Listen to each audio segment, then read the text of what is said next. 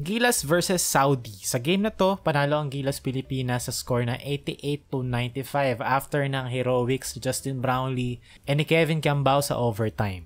Honestly though, sa video na to, I will not be advocating for growth and experience as much as I did sa huling video kasi tong game na to is a must win. Whatever gets the job done, yun ang must. So, pag-usapan natin kung ano nangyari sa game, ano yung mga adjustments, ano yung mga plays, and ano yung mga key factors kung bakit nanalo ang Gilas against Saudi. For the first time this tournament, Gilas finally had a strong start. Dito, they went to their triangle offense, pass to the wing, Scotty corner fill, walang malinaw na pasa both sa poste or sa top. So, Gilas went to their pressure release na blind pig. Nag-show dito sa gitna si Brownlee, hands it off to Dwight na kumakat papunta sa basket. And since mataas yung pressure, tough for them to recover. Sa play naman na to, kabaliktaran. Medyo basic dito. Scotty Thompson hands it off to Brownlee, inverted pick and roll. And since guardia kasi si Scotty, kaya siya inverted pick and roll by the way. Nagkaroon ng confusion sa defense ng Saudi, whether magsiswitch ba, magsho-show, etc. Left Justin Brownlee wide open sa favorite spot niya, 3-pointer para sa Gilas Pilipinas. And again, consistent all throughout the tournament. It's Scotty Thompson making plays, which people still doubt for some reason. Ito kasi yung mga plays na if you hate the guy, you dismiss. Pero kahit neutral ka, mapapansin mo. Tingi-tingi kasi yung ginagawa ni Scotty. You don't exactly see it. Hindi siya sumisigaw yung ginagawa niyang contributions, pero nag-a-adapt siya sa game. And maybe sometimes hindi mo makikita sa stat sheet, pero pag nanood ka, if you actually stayed up, makikita mo. Kaya ako fini-feature dito sa clips na to kasi I know hindi lahat kaya magpuyat. And these plays have been so important para sa Gilas Pilipinas. And another guy who goes all out, extra effort kada segundo sa court, I see Kevin Kiambao, who had a little moment late in the first quarter. 5-0 personal run dito. They run the triangle, pass to the post. Pero since nasa high post kasi, this action turns immediately into some sort of a zoom action. Ended up with a Kevin Kiambao, AJ Edu 2-man game kung saan nagkaroon ng defensive mistake na naman ng Saudi, giving up a 3-pointer for Kevin Kiambao. And kung mapapansin nyo rin, as soon as Junmar got subbed out, biglang nagkaroon ng rhythm ang Gilas Pilipinas. And hindi ko to sinasabi kasi hater ako. I actually love Junmar Fajardo. Objective fact kasi itong sasabihin ko na to.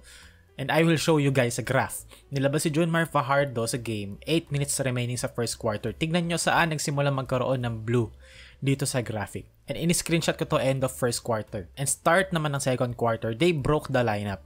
It was Ramos, Tamayo, Newsome, Aguilar, and Malonzo.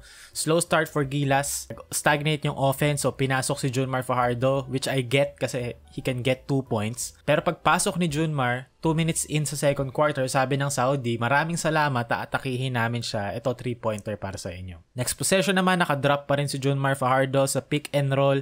And you guys wouldn't believe it. Hindi kayo makakapaniwala sa nangyari. Another wide open 3-pointer para sa Saudi. But tama na. Tigilan na natin to. Yes, Junmar can occasionally get his 2 points. An offensive rebound. Pero mas malaki yung pinamimigay kasi 3 points. 6 na nga kasi 2 na. So, Gilas lead down to 1.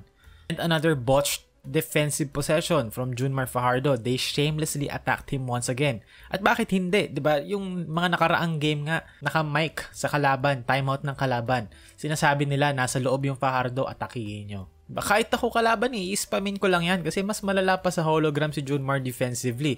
Again, I'm stating an objective fact. And Gilas struggled midway through the second quarter. Justin Brownlee to the rescue. Dito spread ball screen for Scotty. Another paint touch for him, struggled a little bit finding the guy, pero enough na yon to attract an extra defender. Scotty yet again making plays, finding the right people sa right position. Play naman na to, gusto ko lang pag-usapan ng mabuti. I think may something cool ako na gusto kong i-share sa inyo. Sa surface, you guys might see na bad defense, walang help. Pero this is a product of Gilas' offense. Sadya to. They intentionally remove help. Paano? Ang tawag dito, occupying the help. So basically, ino-occupy mo sila. Sa weak side, you set something up. Kahit wala naman talagang intention to score, of course, meron pa rin yan. Pero minsan, ang kailangan mo lang gawin is to take away yung defender's attention kahit for a split second lang. Dito may rebound screen cut, part ng triangle yan, which is some sort of an away double screen. Enough na yon to get the defender's attention and hindi makapagdala ng help early sa slip ni Edu. Kasi usually kapag yung big, kagaya dito, nag-show kay Brownlee, meron niyang early help. You rotate the defense in advance. and then you split the weak side. Pero since ang nangyari dito, na-occupy sila doon, hindi sila nakapagpadala ng help. So, kaya wide open si Edu. Product of Gilas's intention or intentional offense. And I know hindi involved si Junmar dito sa play na to, pero maraming salamat Abay for giving Saudi the confidence and the rhythm to shoot 3-pointers and make them, by the way. And dito naman, late in the first half or second quarter, Gilas nag-spread offense sila for Justin Brownlee. He missed it, pero diba, guess who's there? It's Scottie Thompson yet again, making plays for Gilas. Natapos ang first half sa score na 37-40, Gilas with a 3-point lead. Third quarter, nagsimula ang Gilas with their double big lineup again. I think sa punto na to, hindi ko na kailangan sabihin kung anong nangyari. Dito, Junmar scores 2, and then Junmar gives up 3 sa kabilang dulo. Dito, Junmar gives up another deep position para sa big ng Saudi, gives up another 2 points. Tapos sa play na to, finally, a good defensive possession from Junmar, pero sa kakampi niya, unfortunately. Dito, out of position siya, clogs the lane for Brownlee, turnover. Easy 2 for Saudi. And trust me guys, sa timeout ni Coach Tim na ayokong ipakita kasi makaka-copyright claim kapag nilagyan ko ng audio. Hindi to verbatim. Pero basically sinabi niya kay Junmar na tumabi at wag paharang-harang. Mag-fill ng space sa triangle instead. Sabay nilabas si Junmar. Dito it's Edu naman pero still naka-drop defense pa rin sila. So, diba kahit na better defender si Edu compared to Junmar, kung ang coverage ay drop defense pa rin, walang magbabago kasi basically tinanggal mo yung advantage or yung pagiging better defender ni Edu compared to Junmar kasi same lang ng coverage. But if plays like these exist or persist, coaching issue na yan kasi dapat may adjustment na. And baka sabihin nyo, hater ako, so here's a good Junmar Fajardo pick and roll defense. This eventually led to a Gilas fast break points. So hey, not bad. Dito offensively, they set Junmar up sa poste, tao ni Tamayo si number 99, nagdig. So, konting sundot, sabay recover. Pero bago siya makarecover, nakapag-cut na si Tamayo sa basket. So, enough na yon yung split second na yon na pag-gamble ni number 99 para malibre si Tamayo sa cut sa ilalim. And Junmar found him. And yet again, no adjustment whatsoever. Gilas still on drop defense for some reason. This is exactly what they were asking for eh. First of all, nakadrop si Edu which automatically gives up space. Pangalawa, ang lamya naman ng point of attack ni Chris Newsome dito. Ang layo niya sa ball handler. Diba? He needs to Jalen Suggs this shit. Maging physical ka, sakalin mo. Kasi that delays the action, giving the drop defense more time to recover. Kaya ang sobrang weak nung drop defense din ng bigs ng Gilas kasi yung ball handler, pwede niyang gawin kahit anong gusto niyang gawin, kahit mag in and out dribble, escape dribble pa siya papunta sa spot niya. Walang defender sa point of attack to bother him and delay that attack. Dito naman, another spread pick and roll for Kingdom of Saudi Arabia. They attack the drop defense once again. Nag-drop yung corner para mag-help na hindi naman nakailangan since si Edu, he played the coverage well since si Edu naman siya. Dito, Gilas gave up a 3-pointer sa kick out after ng paint touch. Sumunod na possession naman, why would you go under? Nakakainis kasi all game long, hinahanap ng Saudi either yung tres or yung deep position kay Al Suwailem. So bakit under pa din? And this a play naman na to after a good defensive possession. Here's KQ making the smart play, getting to the paint, handing it off to AJ Edu na nasa likod ng defense. Lead down to 1, 2-4-1 para sa Gilas Pilipinas. Pagbalik naman sa Saudi, instead of a drop defense, nag-adjust na ang Gilas. They switched this. Pero it was too early. So that put Edu sa perimeter ng maaga. So si Kemba nag-isolation dito sa top of the key.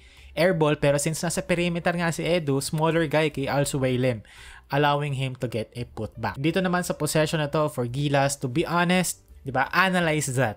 You can't. Yan ang reason kung bakit GOAT si Brownlee. Ginagawa niya yung mga bagay na hindi mo ma-explain. Pagdating naman ng overtime, hopes were high, confidence mataas. They kept it simple dito. They give it to the GOAT. Spread ball screen. Wala nang triangle ako nakita nung overtime, to be honest.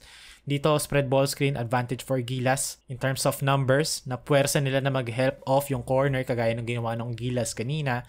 So, wide open 3-pointer for Kevin Kiambao. And this is what happens when you play KQ for 31 minutes. By the way, he scored 17 points. Laking factor ni KQ all throughout the game. From effort to actually scoring sa overtime. Dito naman, good defensive stop from Gilas. Great presence of mind from Scottie Thompson who finished the game with 4 points, 10 rebounds, 4 assists, and plus 14 sa buong laro. Dito naman, Saudi went on his own. So, nilagay ng Gilas si Brownlee sa weak spot ng zone defense na yon. In-isolate nila si Brownlee against a smaller defender na kaya napunta sa cross match kasi nga naka-zone. Walang help na dumating, so automatic to for JB. Too easy. So bumalik naman ng Saudi sa man-to-man nila right after na-recognize agad ng Gilas. They were locked in sa overtime. Nag-spread ball screen sila agad nung nakita nila. Yung nail defender dito nag-help sa dribble penetration ni Dwight Ramos. Si KQ nag-slide ng onte sa likod ng defense pagka-help, enough to get him open. Another 3-pointer for KQ. Sa play naman na to, it was KQ with the ball.